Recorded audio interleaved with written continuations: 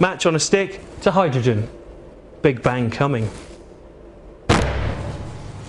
Hafnium is going to be used in making layers. Now arsenic, as we all know, is very toxic. You can see freshly cut lithium there, nice shiny metal. It's like banging together two magnets which have the same polarity. I'm hoping to actually do some chemistry with beryllium, which is why I've bought it. Yeah, it's pretty toxic. Its range of chemistry is relatively limited. But also the other allotrope of carbon, which is diamond, is extremely hard. That although the elements at this part of the periodic table are very unstable, it took a guy called Charles James in 1911 a famous 15,000 times of recrystallization. You ready? Okay. Woohoo! And there she blows! It's meant to be pale green, but I've never actually seen it. You have this on as a coating on the front of your mirror. It's rather like having a large bubble and banging a smaller bubble into it, and suddenly you make a really wobbly bubble. So this is a piece of polycrystalline silicon. Now then, that was a really, really energetic reaction. It's actually a good reaction to have to chlorine because, like the label says, it's actually quite toxic. So the blue one in the middle of this series is argon. One of my colleagues who used to work with it described it as evil. It quickly forms a layer of sort of oxides and nitrides in the air. So here we have a sample of titanium wire, and you can see it's about 0.1 millimeters in diameter, and there's 20 meters of it on this reel. So again, it's a very nice malleable tin type foil. Nickel is a metal which can produce allergies in some people. It's really nice, flows just like a liquid, but forms really quite nice balls. Because modern UK coins, although they have copper inside, have iron inside, so with a magnet you can just pick them up. Let's give this a go. Woo! Like bullets, they're quite incredible. So this is a small sample of germanium. It is said that people get off the bus when selenium chemists get on. And now we'll pour the bromine into the bottle. So you can see the liquid bromine at the bottom. Is that it's used in smoke alarms. These are some of the neodymium atoms that are isolated in a glass that contains yttrium and aluminium together. Some years ago we had a professor here who bought a really big krypton fluoride laser because it's generated as the byproduct of testing of atomic bombs. So we have to handle this under nitrogen because generally it will form an oxide layer. I actually have here a vodka glass made out of zirconium. Because the gases are gaining more energy and they're occupying more space and becoming more buoyant. So the helium has gone back to the ceiling where it really wants to be. The niobium compound gave both results at the same time. Most organisms, beginning with you and me and going down to bacteria, have enzymes that contain molybdenum. So chromium's a transition metal. They have discovered that the chemistry of technetium is in many ways quite similar. Very nice sample of ruthenium, very useful for catalytic chemistry.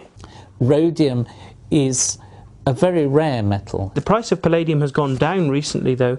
It was used or is still used as the basis for photographic film. And we'd look through and we'd look at the different colours of the lines. Now I'm not going to touch the cadmium because we know about some of the issues of toxicity. You see a beautiful sample of tin metal, and you see it's a really beautiful rod. There it goes. Oh, actually that's quite spectacular at the end. Antimony. So here we have antimony. This bell-shaped here is a sample of tellurium. Purple crystals of iodine now subliming and becoming more volatile. Ready? We have a gram of cesium in a glass vial. We have our remote control device. Let's see what happens when we put it into water. Lanthanum is the first element in the series called the rare earths. They're not terribly rare. Would you believe it's used in self-cleaning ovens? But perhaps the most interesting one is that it's been used to enable us to get within 1/1000th of a degree of absolute zero. This is an old chemistry book that I've got. there is a space for element 61, promethium. This is a sample of samarium, and there's a very small amount of it here. So we use it in the tubes in TV screens to get different colours. I went to this lecture because I couldn't imagine how anybody could make it interesting, and it was really fascinating. Terbium is also used in certain magnetic devices. This wonderful sample. You'd be talking about tens of millions of atoms. Holmium is a very interesting element because it has the highest magnetic moment. I think this is one of the ones which, because of its pink coloration, gets used in jewellery and things like sunglasses and things like that, if memory serves. And this was the world's supply of proactinium. So this is ytterbium, and it's a very, very old research sample, and you can see that the label is handwritten.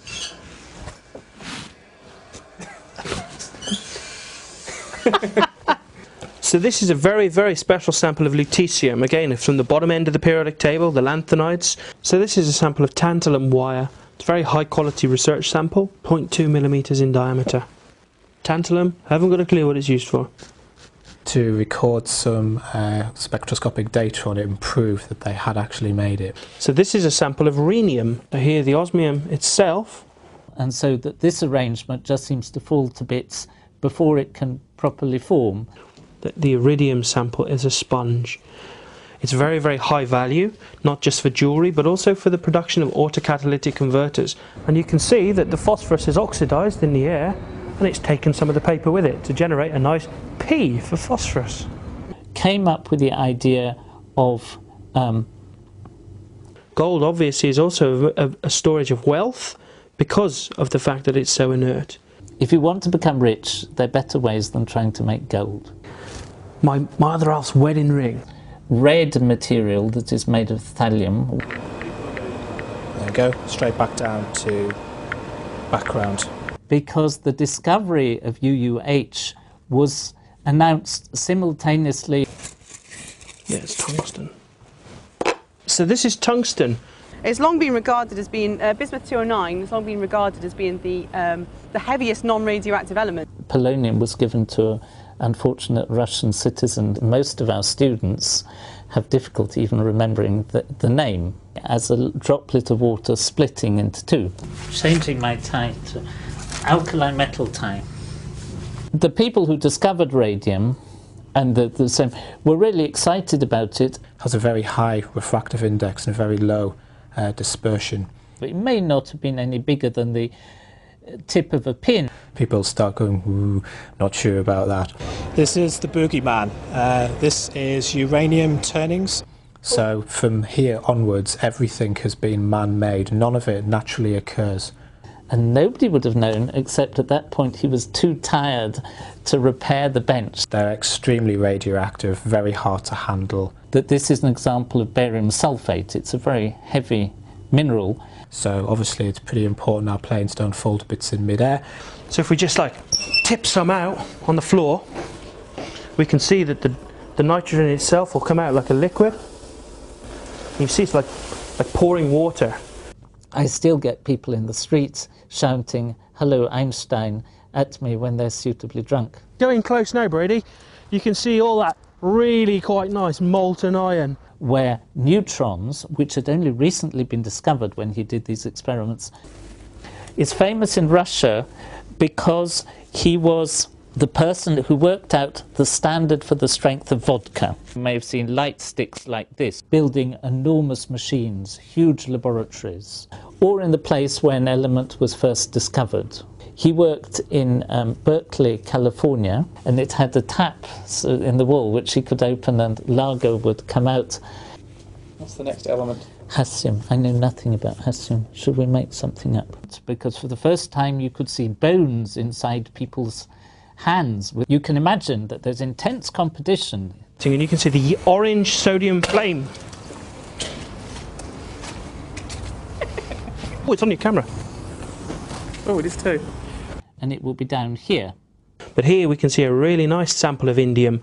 It might be that before we've started updating some of these videos, element 119 will be announced. And nobody will be more excited than me.